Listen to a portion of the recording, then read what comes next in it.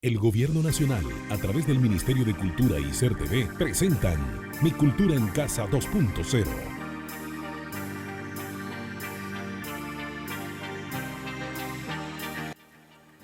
Bienvenidos al programa Los Jóvenes Preguntan, edición bicentenario, esta vez con el tema sobre los sucesos del 9 de enero de 1964. Para el programa de hoy tenemos como invitado al profesor Julio Yao, ex asesor del canciller Juan Antonio Tac y del general Omar Torrijos Herrera. Participó en la negociación de los tratados Torrijos-Carter. Es también catedrático de Relaciones Internacionales y de Derecho Internacional. Bienvenido, profesor. Gracias, buenos días. Para el día de hoy vamos a empezar preguntándole a usted qué estaba haciendo usted y dónde estaba el 9 de enero de 1964. El 9 de enero del 64, yo estaba en mi casa escuchando la radio, cuando escuché entonces las noticias escalofriantes y alarmistas de que algo sucedía en la avenida 4 de Julio, que es como se llamaba antes. En ese momento yo me desplacé hacia la 4 de julio a ver qué sucedía, y en efecto pude ver las primeras refriegas entre el pueblo panameño, los estudiantes, la policía soneíta. A partir de ese momento me dio mucho coraje ver alguna gente cayendo al lado mío. Yo estaba en la cercanía de la actual Asamblea Nacional, y la gente estaba escudándose detrás de un muro, pero yo veía alguna gente caer herida o muerta. Así que me dio tanto coraje que yo lo primero que observé que me llamó la atención, aparte de la matanza, fue que una avioneta de los norteamericanos nos hablaba con un altavoz, en la que nos combinaba a los panameños a retirarnos de nuestro territorio y volver a nuestras casas. Y a mí me pareció que esta era una ofensa y decidí hacer algo al respecto. Así que lo que yo hice fue que yo fui a mi casa y busqué un rifle de alta potencia que yo tenía en mi casa, y me dediqué, o mejor dicho, planeé hacer un ataque a esa avioneta, pero no lo hice solo. Yo fui acompañado por mi hermano, por el licenciado Sósimo Wong, hermano de Carlos Wong, y por otras personas que no puedo mencionar por deseo de ellos. En efecto, yo observé que la avioneta bajaba la velocidad justamente cuando entraba al barrio de Caledonia. Estamos hablando de las horas de la noche, y donde la avioneta daba la vuelta, yo sabía que él iba a bajar la velocidad y se iba a exponer a cualquier ataque. En efecto, yo busqué un lugar en Caledonia, y allí, cuando la avioneta bajó la velocidad, yo le disparé al motor de la avioneta, a sabiendas que yo no quería matar a nadie dentro de la cabina, que hubiera sido muy fácil porque el rifle lo permitía. Pero en cambio decidí pegarle al motor, y en efecto hubo un sonido fuerte, seco, donde indicaba que se le pegó al motor. Pero además yo me di cuenta porque la avioneta, que venía con luces encendidas, se apagaron las luces de la avioneta dentro de la cabina, y también se apagó el motor. Entonces la avioneta, justamente yo le pegué cuando ella estaba ya enrumbada hacia el área del Estadio Nacional, que por supuesto iba enrumbada también al aeropuerto de Albrook Field.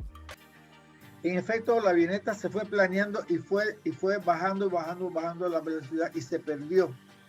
Yo me enteré a través de la Estrella de Panamá, que creo que fue 2 días después, o sea, sería más o menos entre el 10 y el 11 de enero, porque salió en la portada salió la noticia de que algunos elementos irresponsables le habían disparado y habían obligado a aterrizar una avioneta norteamericana en Albrook Field. Ahí me di cuenta que los responsables de eso, por supuesto, éramos nosotros, pero obviamente nosotros lo mantuvimos siempre en secreto, porque hacerlo en esa época era condenarnos, si no a la cárcel, por lo menos a la muerte. Usted el 9 de enero del 64, ¿cuántos años tenía? El 9 de enero yo tenía 24, iba a cumplir 25 años el 29 de enero. O sea, yo cumplo el 29 de enero. Allí iba a cumplir los 25 años. Muy bien. Y bueno, lo curioso de todo es que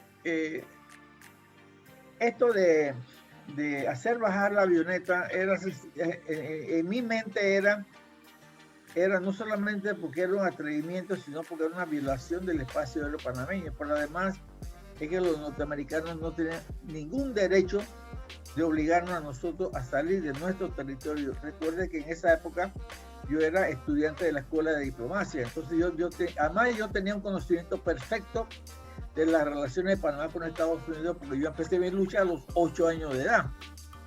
Yo estuve involucrado desde los 8 años de edad en la lucha contra la presencia norteamericana en Panamá.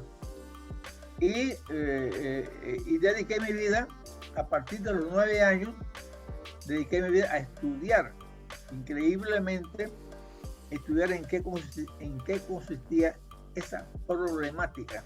De manera que cuando llega el 9 de enero del 64, yo estaba más que empapado en el problema del canal, es decir, estudié en profundidad todos los aspectos históricos, diplomáticos, políticos, etcétera, jurídicos del problema del Canal de Panamá. Y por supuesto yo me familiaricé completamente con lo más avanzado que se había producido en el siglo XX, dicho por gente como Armodio Arias, como Ricardo Alfaro, etcétera, etcétera. Y desde entonces yo comencé a observar críticamente en qué consistía la lucha de Panamá con Estados Unidos y cuáles eran los puntos débiles de esa relación. Profe, una pregunta que nos hacen los jóvenes bastante también es ¿por qué los jóvenes institutores escogieron la bandera como símbolo patrio para esa lucha, para ese día? ¿Por qué no escogieron otro símbolo patrio? Y para usted, ¿cuál es la consideración o el simbolismo que tiene esa bandera que ellos cargaron para el recorrido que hicieron hasta la secundaria de Balboa? Bueno, la bandera nacional, por supuesto, es nuestra máxima representación y símbolo de la nacionalidad panameña, y por supuesto es la bandera de la causa panameña de la soberanía en el canal. Esa bandera estaba en el Instituto Nacional, fue la misma bandera que se usó en la gesta del 47, del 12 de diciembre, cuando el pueblo panameño, con estudiantes, obreros, etcétera, y las mujeres sobre todo, hicieron una marcha patriótica de cientos de miles de personas para rechazar la prórroga o la legalización por 999 años, que después bajó a 499 años, de las bases militares, que eran más de 135, 36 en el territorio nacional. Esas bases por contrato, por acuerdo con Estados Unidos, estaban allí y debían permanecer hasta un año después de terminado el conflicto de la Segunda Guerra Mundial. Y lo que pasó fue que los Estados Unidos, una vez pasado el año, no retiró las bases como estaba acordado. Entonces la protesta se debió a eso. Y en lugar de retirarlo, lo que hicieron fue quisieron prorrogarla por 499 años, lo cual es por supuesto una locura. El pueblo no lo aguantó y el pueblo entonces protestó. Y la bandera esa estaba la bandera que se usó en la protesta al tratado de Filosáin, mal llamado Filosáin, estaba en el Instituto Nacional. Ahora, en primer lugar, debo decir que el tratado debió llamarse Alfaro Haynes y no Filos, porque Filos era viceministro de gobierno, pero el negociador era el negociador era el doctor Ricardo J. Alfaro, y él fue el que acordó totalmente el proyecto del 47. Otra de las preguntas que nos hacen es que se sabe en la historia de que los sucesos del 9 de enero no solamente se dieron el 9 de enero, sino que duraron hasta el 12 de enero. La pregunta que nos hacen los jóvenes es ¿por qué duraron tantos días? Y esto no fue algo de un solo día o de 2 días, sino que fue del 9 al 12 y en varias provincias de nuestro país, tanto en Panamá como en Colón. Correcto.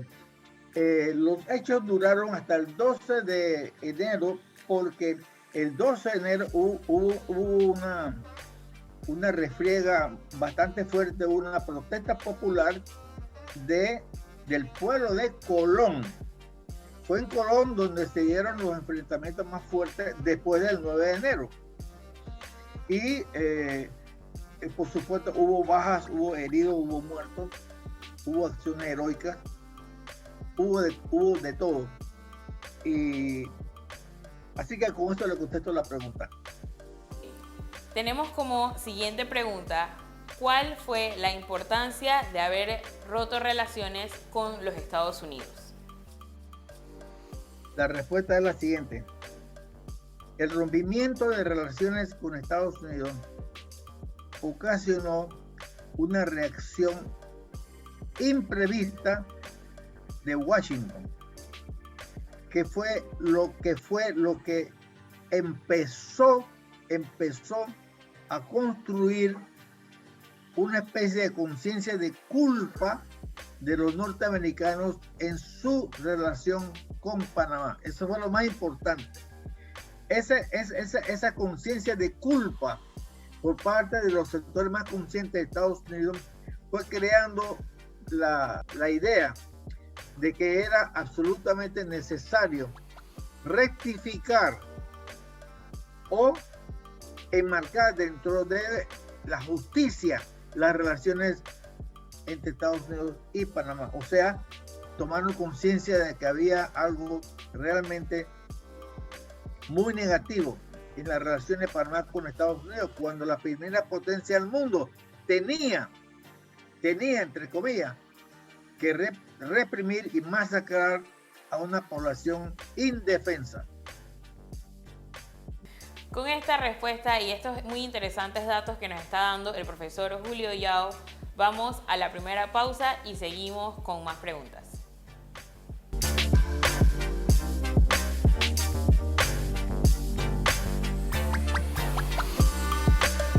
El Gobierno Nacional, a través del Ministerio de Cultura y CERTV, presentan Mi Cultura en Casa 2.0. Disfruta una noche con sabor a rock latino y buena música. Dime cómo encuentro yo el valor. En una noche diferente para que goces desde casa, con una agrupación llena de talento nacional. No dejes que el tiempo se haga cargo de tu andar. Que cada momento sea grande de verdad. Mi Cultura en Casa 2.0 presenta a Santos Diablos en concierto desde el Teatro Amador. Este viernes, desde las 8 de la noche. Todos somos Panamá. CERTV.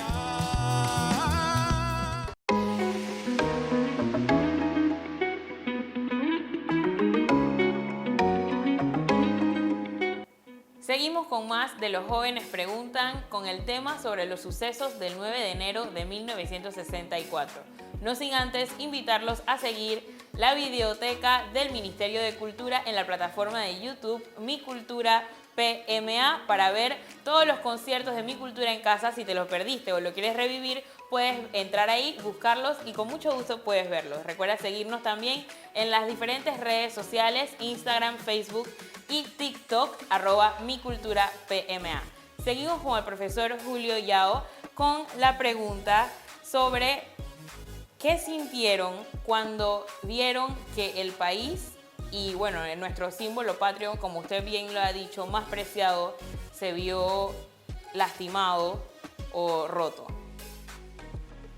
Bueno, por supuesto que fue lo primero que escuché, que la bandera había sido ultrajada por los policías norteamericanos en la zona del canal. Eso fue cuando ellos repelieron la manifestación pacífica de los institutores hacia el Administration Building, o sea, el edificio de la administración del canal, justo antes cuando iban a descender a la escuela de Balboa, que fue donde se formó la principal refriega.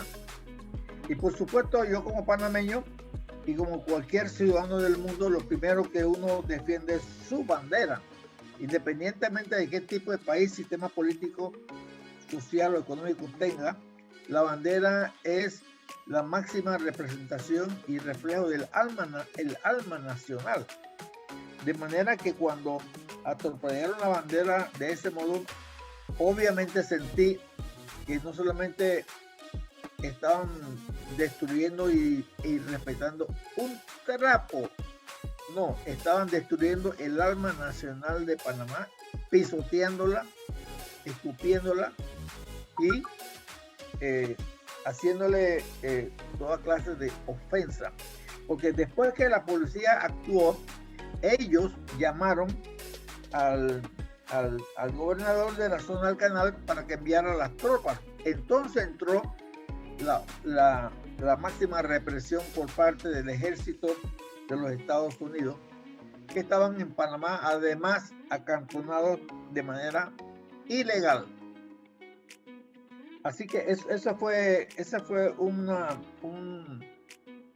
atropello y un sufrimiento ocasionado a todo el pueblo panameño. ¿Cuáles fueron las consecuencias de los sucesos del 9 al 12 de enero de 1964? Sí, antes quisiera decir que a mí me llamó mucho la atención y debiera hacer una pregunta de por qué fueron los estudiantes los que protestaron por el no izamiento de la bandera nacional. Y porque la pregunta obvia sería, ¿y por qué no fue el gobierno el que protestó? Porque el gobierno había acordado con los Estados Unidos que la bandera sería izada, y quiero que me escuchen bien, izada al lado de la bandera de Estados Unidos en todos los lugares públicos en donde se izara la bandera de Estados Unidos, excepto dentro de las bases militares de Estados Unidos. Esa fue la real condición.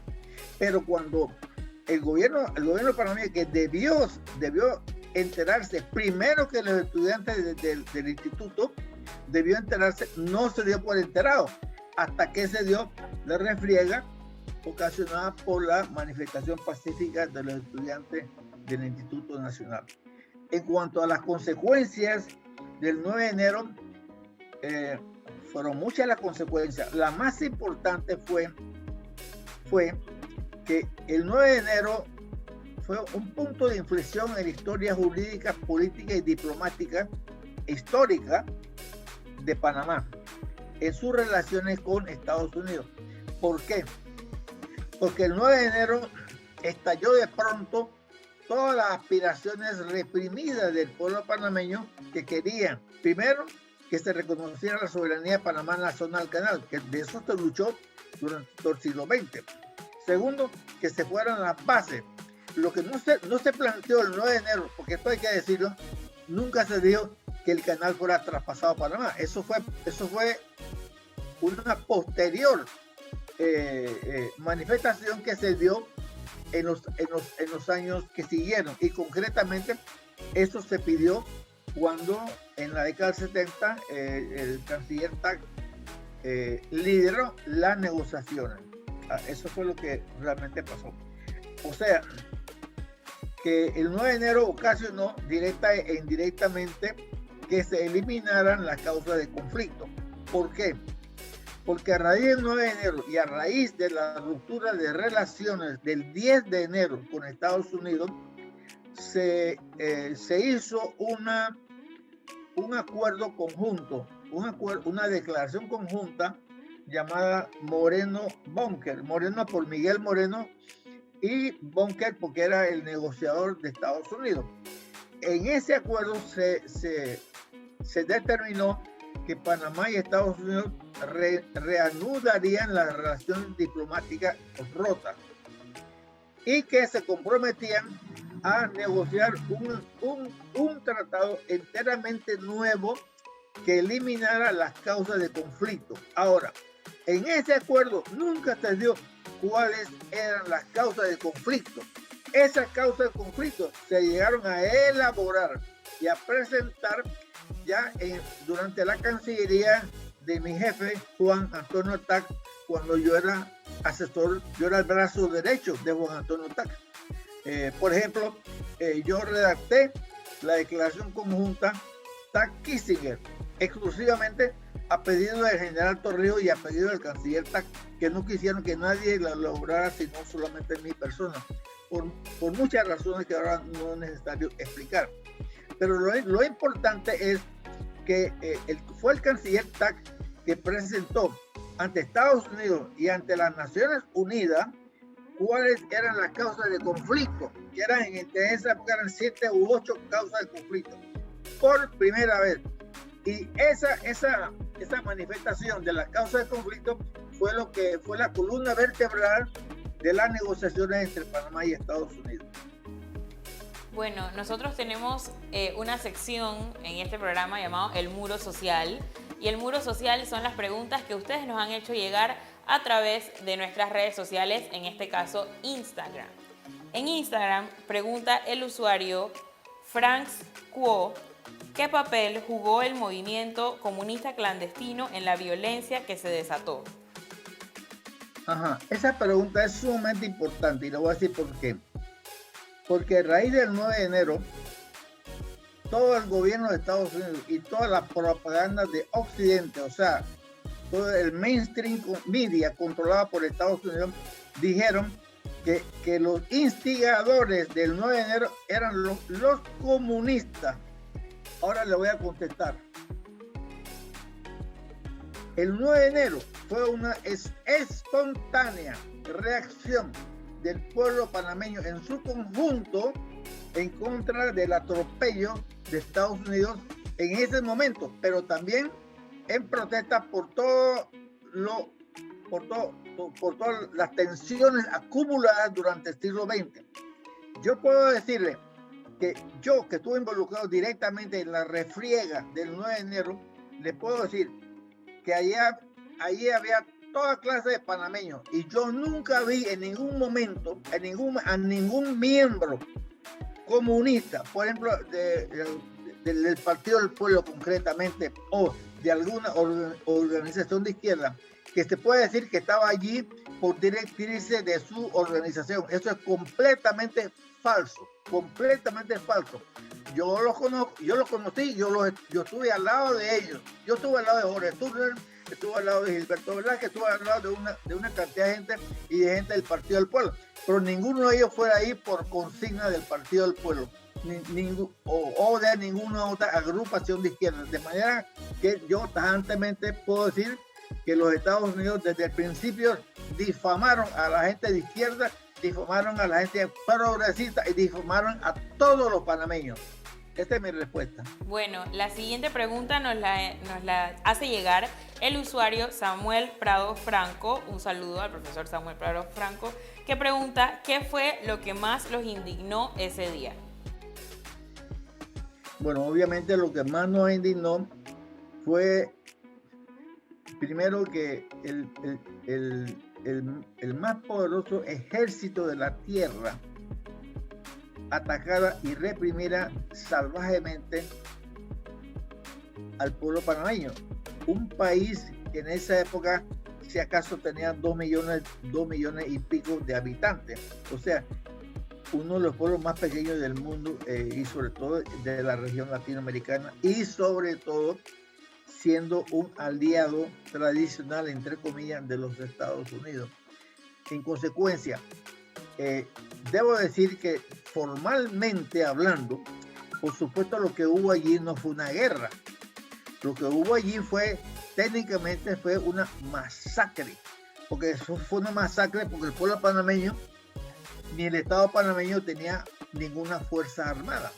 La policía, como sabemos los que estuvimos allí, estaba totalmente ausente durante los sucesos del 9 de enero. ¿Por qué estuvieron ausentes? Porque el comandante Bolívar sencillamente mandó a acuartelar a todos los policías. Los acuarteló. Por lo tanto, dejó al pueblo panameño indefenso frente al más poderoso ejército del mundo. Y por lo tanto, técnicamente, o como se le quiera llamar, lo que ocurrió fue una verdadera masacre. Una masacre no distinta a las grandes masacres conocidas del mundo, como hicieron los japoneses en Nankín, que mataron a 250,000 campesinos en 3 semanas, o la masacre que hicieron los Estados Unidos e Inglaterra cuando ya había finalizado la guerra, ya tenían la guerra ganada. Inglaterra y Estados Unidos bombardearon la ciudad de Dresde en Alemania y mataron en 3 horas. En 3 horas mataron del año 45, en mes de, no recuerdo el mes, junio, creo que fue junio, ya la guerra había terminado. Mataron 800,000 alemanes, civiles indefensos. Esa es una masacre. Proporcionalmente hablando, la masacre panameña fue una masacre de esa jerarquía. Proporcionalmente, es decir, tomando en cuenta la población masacrada y el ejército invasor o asesino. Otra pregunta que nos llega es de Yani0909, que pregunta si alguna vez, o bueno, si usted sintió temor al escuchar las balas ese día. No, yo no sentí ningún temor al escuchar las balas. Lo que sí capté, obviamente sí capté el peligro, porque en esa época yo acostumbraba a ir de cacería y a manejar armas desde los 11 años de edad, cuando mi tío Gil me regaló la primera arma, y desde entonces yo tenía 14, 15 armas en mi casa que eran o de cacería o eran armas de alta potencia. La única arma de alta potencia que tenía era mi Winchester Hornet .22, que era 10 veces más potente que un rifle normal 22, que era lo que se usaba en esas épocas. Entonces yo sí era muy consciente de que las balas iban a hacer mucho daño en Panamá y que uno no podía estar expuesto al tiro de ellos, porque era obvio que los Estados Unidos ya usaban visores nocturnos. O sea, los soldados norteamericanos nos podían ver perfectamente a nosotros de noche. Nosotros no veíamos, y por eso que ellos se dieron gusto matando al panameño que a ellos les dio la gana. Eso fue lo que pasó. Y por eso yo no quise dispararle a la avioneta desde las 5 de mayo, sino desde lejos. ¿Por qué? Porque yo no podía cometer la irresponsabilidad de dispararle a los norteamericanos, a sabiendo que cuando ellos replicaban iban a matar a toda la gente que estaba al lado mío. Así que yo conscientemente busqué un lugar en donde no pusiera en peligro o expusiera a la vida de nadie, salvo la de nosotros que estábamos en mi auto. Entonces, yo sí puse mi vida en peligro. ¿Por qué? Porque obviamente la avioneta tenía que tener armas, y como ellos tenían luces y tenían reflectores y tenían altoparlantes y demás, y yo perfectamente, si el disparo mío hubiera fallado ni Dios lo quiera, obviamente la avioneta que estaba encima de nosotros nos hubiera localizado rápidamente y nos hubiera bañado en bala a todos los que íbamos en el carro, porque para donde fuera el carro, la avioneta nos perseguía sin ninguna dificultad. La última pregunta para llegar al final de este muro social la hace la usuaria Celia Giovanni, que pregunta ¿qué decían sus papás de los sucesos del 9 de enero? ¿Los papás de quién? Sus papás y los papás de los jóvenes estudiantes que participaron de esta gesta. No, había toda clase de reacciones, por supuesto. Hubo quienes le decían a los estudiantes, a sus hijos, no vayan a la zona del canal, que hay un peligro. Hay otros que dijeron, vayan y protesten, pero cuídense. Pocos dijeron, vayan y agarren un fusil y disparen a esos desgraciados. Esos fueron los menos. Pero el hecho es que sí hubo una pequeña resistencia por parte de panameños civiles. Yo recuerdo, porque yo estaba al lado de él, el corregidor de Caledonia, en este momento ya no recuerdo su nombre, un hombre muy, muy popular, muy conocido. Recuerdo que él estaba en camiseta, ahí en el patio de la Escuela Asamblea Nacional, disparándole a los gringos con un pequeño revólver que puede haber sido un 38, un 32, disparando, y a mí me pareció que era una osadía. En efecto, el señor fue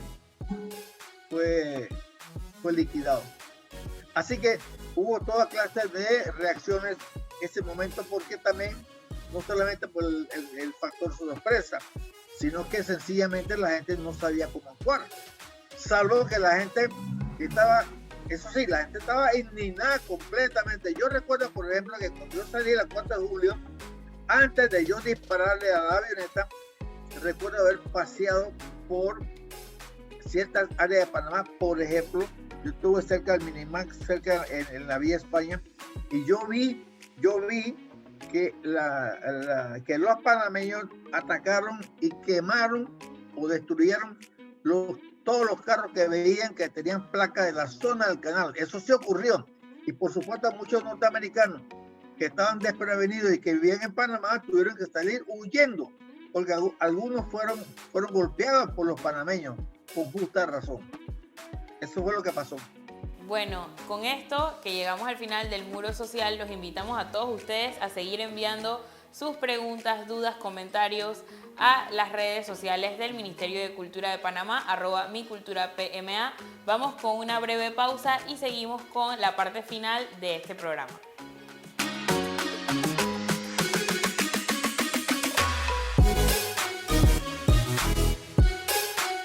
El Gobierno Nacional, a través del Ministerio de Cultura y CERTV, presentan Mi Cultura en Casa 2.0. Disfruta una noche con sabor a rock latino y buena música. Dime cómo encuentro yo el valor. En una noche diferente para que goces desde casa, con una agrupación llena de talento nacional. No dejes que el tiempo se haga cargo de tu andar. Que cada momento sea grande de verdad. Mi Cultura en Casa 2.0 presenta a Santos Diablos en concierto desde el Teatro Amador. Este viernes, desde las 8 de la noche. Todos somos Panamá. CERTV.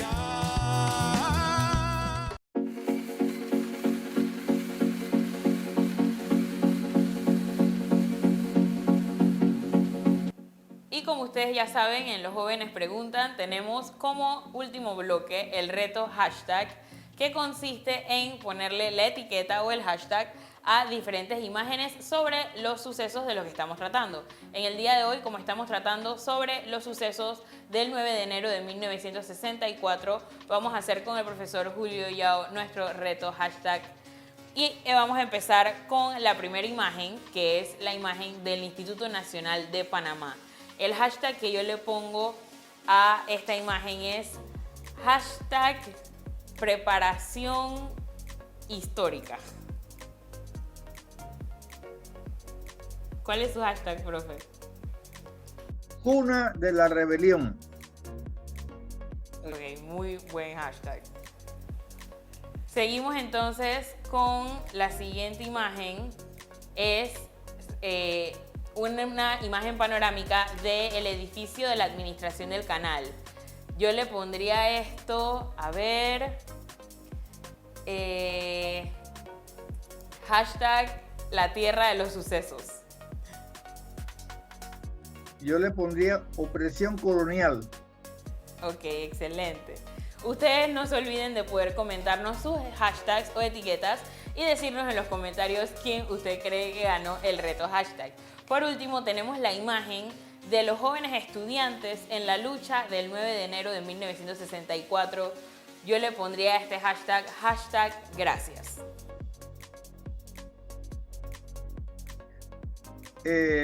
Yo diría que esta es la protesta nacional.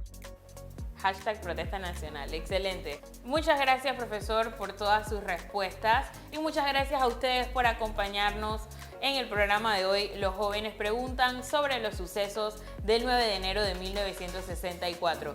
Para finalizar, nos despedimos con la cantante de décima, Daira Moreno, y la décima titulada Entre Fulgores de Gloria, de la autoría del profesor que nos acompaña el programa de hoy, Julio Yao. Esta décima ha sido galardonada en distintos concursos de décima relacionados con toda la lucha y la conquista por la soberanía nacional. Espero que la disfruten y nos vemos en la próxima.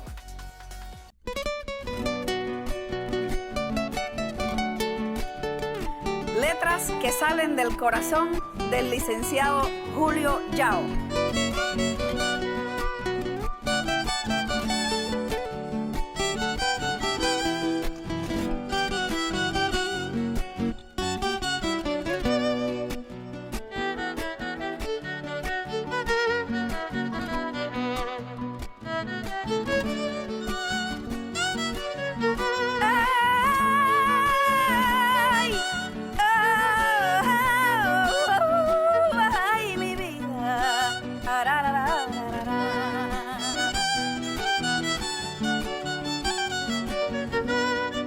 Entre fulgores de gloria, nuestra oprimida nación, con heroísmo y tesón, alcanza al fin la victoria.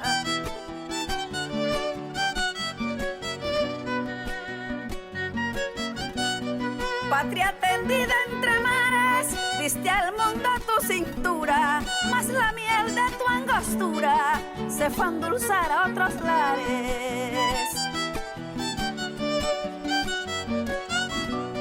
Perfidias y malabares nublaron tu trayectoria y al despertar tu memoria de luchas contra el dogal te ahorcaron en el canal entre fulgores de gloria.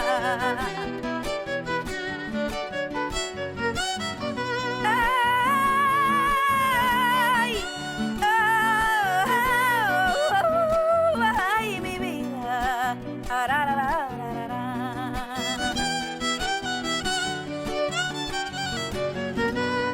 Vino el águila imperial a robar tus territorios y solo dejó irrisorios mendrugos por el canal.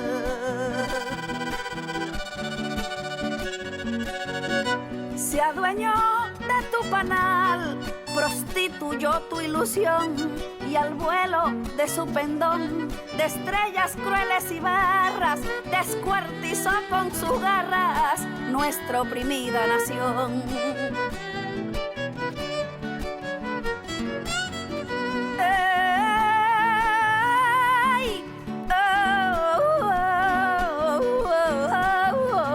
Yo me voy mañana. Cuántos seres inmolados en tu nombre, patria mía, cuántos por soberanía sucumbieron tasajeados. Cuántos los que desarmados, blandiendo su corazón, enfrentaron la invasión, trozados por balacera y envueltos en tu bandera, con heroísmo y tesón.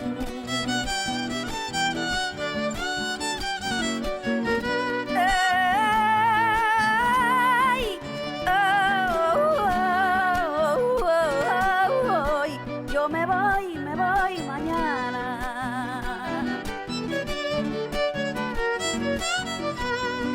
será el canal para el mundo, más será de Panamá, y su manantial será un puente dulce y fecundo. Nunca más será un inmundo refugio para la escoria, pues queda claro en la historia que si solo Dios dispone, cuando un pueblo se propone, alcanza al fin la victoria. El Gobierno Nacional, a través del Ministerio de Cultura y CERTV, presentaron Mi Cultura en Casa 2.0.